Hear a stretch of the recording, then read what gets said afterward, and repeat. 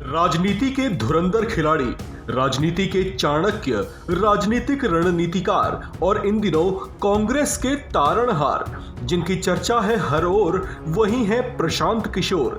ये वो नाम है जो राजनीति में डूबते दलों को उबार दिया करते हैं, तो अपने कौशल से राजनीति की लेबोरेटरी में जीत के फॉर्मूले भी तैयार कर दिया करते हैं। ये वही हैं जिन्होंने 2014 में बीजेपी के लिए चुनावी रणनीति तैयार की थी और देश की सत्ता में पहली बार नरेंद्र मोदी के नेतृत्व में बीजेपी ने प्रचंड बहुमत वाली सरकार खड़ी कर ली थी। प्रशांत किशोर आज उसी बीजेपी को परास्त करवाने के लिए कांग्रेस का भरपूर साथ दे रहे हैं। इतना ही नहीं, उनके लिए तो ये तक कहा जा रहा है कि वे देश में लगभग पस्त पड़े कांग्रेस को वापस जुम्बिश में लाने की कोशिशों में पूरी शिद्दत से जुट चुके हैं। उन्हें लेकर चर्चा है कि वे 2024 के आम चुनाव से पहले कांग्रेस के पक्ष में हवा बनाने की रणनीति के तहत खूब जमकर मेहनत कर रहे हैं और एक से एक बड़े बड़े एक्सपेरिमेंट्स भी कर रहे हैं। बताया जा रहा है कि उन्होंने इसे लेकर पार्टी सुप्रीमो को 600 पन्नों की एक बड़ी लंबी चौड़ी प्रेजेंटेशन भी दी है, जिसे देख कांग्रेस में वापस जोश भरने लगा है।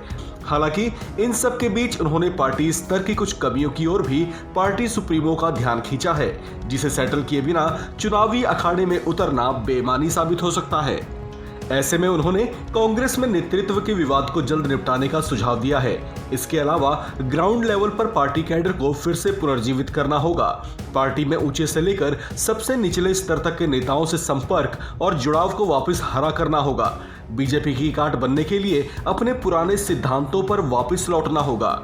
इसके अलावा अपने पुराने गठबंधन सहयोगियों को वापस साथ जोड़ना होगा और इन सबके साथ साथ पार्टी की राज्य इकाइयों में नेताओं के सिर फुटअव्वल को शांत कराने के लिए उन्हें कड़ा संदेश भी देना होगा। 2024 के आम चुनाव में कांग्रेस की जीत को पक्की करने के लिए उन्होंने जिस बात को आधार बनाया है वो भी अपने आप में बेहद दिलचस्प है।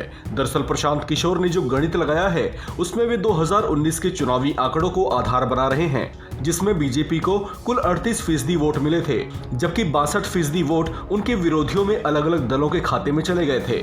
प्रशांत किशोर मानकर चल रहे हैं कि देश के ऐसे ही 62% मतदाताओं को अगर संगठित कर कांग्रेस के पक्ष में डाइवर्ट कर दिया जाए तो बीजेपी को हराया जा सकता है।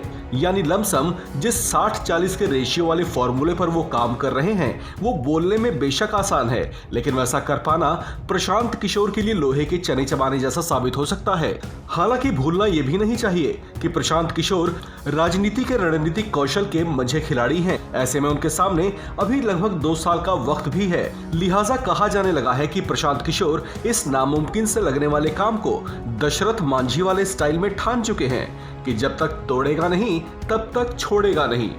इस खबर में फिलहाल इतना ही। बाकी खबरों के लिए बने रहिए वन इंडिया हिंदी के साथ।